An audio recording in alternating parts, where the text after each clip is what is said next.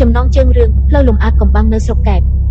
សម្រាប់អ្នកនៅតំបន់កែបច្បាស់ជាស្គាល់ផ្លូវលំមួយខ្សែដែលគេហៅថាផ្លូវលំដើមពោត3ដើមទេផ្លូវនេះកាត់តាមព្រៃស្ងាត់និងវាលស្រែធំមួយដែលកាលពីមុនមានរឿងហេតុឃាតកម្មគួរឲ្យខ្លាចមួយបានកើតឡើងនៅទីនោះរឿងនេះបានកើតឡើងចំពោះលោកសុផលដែលជាអ្នករត់តាក់ស៊ីនៅភ្នំពេញប៉ុន្តែត្រូវមកដឹកភ្ញៀវដល់កែបនៅយប់នោះ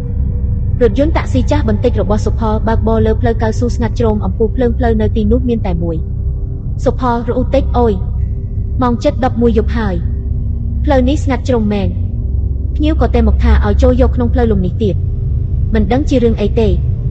សុផលបត់ចូលផ្លូវលំដែលគ្មានភ្លើងតតែសោះផ្លូវនោះមានដើមឈើធំអមសងខាងដែលបង្កើតជាម្លប់ងឹតគ្រប់ដណ្ដប់ក្លិនដីសាមលាយនិងក្លិនផ្កាព្រៃបានសាយភាយចូលតាមបង្អួចរំពេចនោះគាត់ក៏ឃើញដើមពោត3ដើមដែលដុះទន្ទឹមគ្នាឈរនៅក្បែរផ្លូវដើមពោតនោះមើលទៅដូចជាទីតាំងដែលគេធ្វើពិធីអ្វីមួយសុផលបន្ថយល្បឿនពេលនោះគាត់ឃើញស្ត្រីម្នាក់ឈរនៅក្រោមដើមពោតនោះនាងស្លៀកពាក់ស្ទាំងអស់ហើយសក់របស់នាងបាំងមុខមិនឃើញច្បាស់ទេសុផលគិតក្នុងចិត្តភ្ញៀវនឹងហើយមើលទៅស្លៀកពាក់ប្លែកម្លេះសុផលចាប់ហ្វ្រាំងកញ្ចក់ឡានដែលធ្លាប់ច្បាស់ក៏រើបមើលទៅដូចជាមានចំហាយទឹកសុផលនិយាយទៅកាន់នាងបាទប្អូនស្រីទៅភ្នំពេញមែនទេនាងមិននិយាយអ្វីទាំងអស់គ្រាន់តែងក់ក្បាលតិចរួចក៏ដើរឡើងជិះកៅអីក្រោយពេលនាងចូលឡានសុផលមានអារម្មណ៍ថាសីតុណ្ហភាពក្នុងឡានចុះត្រជាក់ភ្លាមទោះបីជាគាត់បិទម៉ាស៊ីនត្រជាក់ក៏ដោយសុផលចាប់ផ្ដើមភ័យប្អូនស្រីទៅណាដែរភ្ញៀវសំឡេងស្អកតិចទៅគាត់ខ្មោចលងនៅភ្នំពេញសុផលភ្ញាក់ផ្អើលអត់មានវត្តឈ្មោះគាត់ខ្មោចលងទេប្អូនច្រឡំហើយភ្ញៀវរឹតតែស្អកខ្ញុំទៅផ្ទះខ្ញុំសុផលបែរមុខទៅក្រោយដោយក្តីងឿងឆ្ងល់និងភ័យខ្លាចពេលនោះពន្លឺពីអំពូលភ្លើងឡានចាំងចំមុខភ្ញៀវគាត់ឃើញយ៉ាងច្បាស់ថាសុផលស្រែកខ្លាំងនាងអត់មានជើងទេឃើញតែខ្លួនខាងលើអន្តែតពីកៅអីបន្តិចហើយជើងរបស់នាងគ្មាននៅលើឥដ្ឋឡានឡើយភ្ញៀវនោះងើយមុខឡើងហើយសក់ដែលបាំងមុខនោះក៏សាត់ទៅខាងភ្នែករបស់នាងធំខ្មៅហើយមានស្នាមឈាមស្ងួតនៅចំកណ្ដាលថ្ងាសនាងញឹមយ៉ាងយឺតតែភ័យរន្ធត់ភ្ញៀវសំឡេងលាន់នៅច្បាស់បងឯងមិនអាចទៅណាបានទេតន្ត្រីផ្ទៃខាងក្រោយឬសំឡេងខ្សឹបខ្សៀវនិងសំឡេងយំចេញពីខាងក្រៅឡានសុផលភ័យស្លន់ស្លោខ្មោចគាត់ព្យាយាមដាក់លេខឡានដើម្បីបើកចេញប៉ុន្តែរថយន្តលែងឆេះតតែសោះសុផលចាប់អារម្មណ៍ថានៅជុំវិញឡានរបស់គាត់មានស្រមោលពណ៌ជាច្រើនកំពុងដើររេរ៉ាពួកគេមិនបង្ហាញរូបច្បាស់ទេតែអាចមើលឃើញតាមកញ្ចក់ឡានភ្ញៀវអន្តែតខ្លួនមកជិតក្បាលសុផលខ្ញុំត្រជាក់ណាស់ជូនខ្ញុំទៅជាមួយផង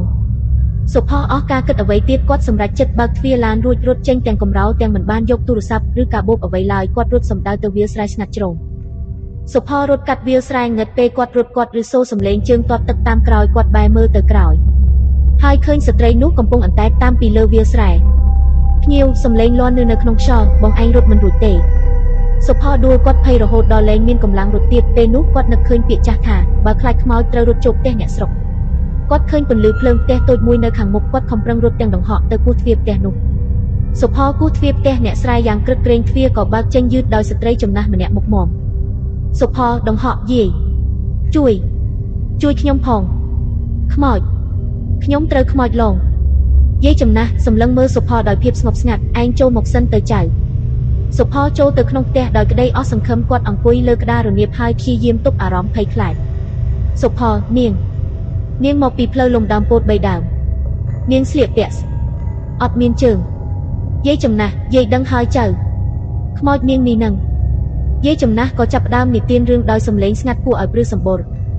យាយចំណាស់នាងនេះត្រូវគូដណ្ដឹងសម្លាប់នៅត្រង់ដើមពោតនោះព្រោះគេច្រណែននឹងទ្រព្យនាងគេសម្លាប់ទាំងនាងកំពុងតែពុះធំទៀតនាងអត់បានទៅណាទេចាំតែនៅត្រង់ផ្លូវនោះសុផលមានអារម្មណ៍ថាស្រាក់ស្រានបន្តិចគាត់ក៏ងាកទៅមើលជុំវិញផ្ទះយាយចំណាស់គាត់ឃើញរូបថតចាស់ដាក់តាំងនៅលើធ្នើសុផលភ័យម្ដងទៀតយាយនឹងហើយសុផលចង្អុលទៅរូបថតចាស់មួយសន្លឹកក្នុងរូបថតនោះគឺជាស្ត្រីដែលបានស្លាប់នៅដើមពោត3ដើមនាងនេះហើយនៅក្បែររូបនាងមានរូបថតស្ត្រីចំណាស់ម្នាក់ទៀតដែរដែលមើលទៅមានមុខមាត់ដូចយាយចំណាស់ដែលកំពុងអង្គុយទល់មុខគាត់សប្តាហ៍ថ្ងៃនេះគ្រាន់តែរូបថតនោះចាស់ជាងឆ្ងាយណាស់យាយចំណាស់ញឹមយ៉ាងព្រឺសម្បូរយាយនឹងហើយចៅយាយជាម្ដាយនាងនេះយាយក៏នៅចាំអ្នកធ្វើដំណើរដែរជូនឯងទៅជាមួយកូនយាយពេលនោះសុផលមើលឃើញច្បាស់ថាយាយចំណាស់នោះក៏គ្មានស្រមោលដែរហើយក៏អណ្ដែតខ្លួនយឺតសំដៅមករកគាត់សុផលស្រែកឡើងទាំងកំរោលម្ដងទៀតហើយរត់ចេញពីផ្ទះនោះគាត់រត់ទាំងមិនដឹងទីតំបន់ភ្លាមនោះស្រាប់តែមានឡានមួយគ្រឿងទៀតបើកមកពីផ្លូវធំហើយបើកភ្លើងហ្វាចំមុខគាត់សំឡេងរវាងកង់យ៉ាងខ្លាំង លោកសុផតត្រូវបានឡានបុកពេញទំហឹងនៅលើផ្លូវលំនោះមុននឹងគាត់អាចរត់ផុតពីព្រៃស្ងាត់នោះបានពេលប៉ូលីសមកដល់គេឃើញថាឡានរបស់គាត់នៅក្បែរដើមពោត3ដើម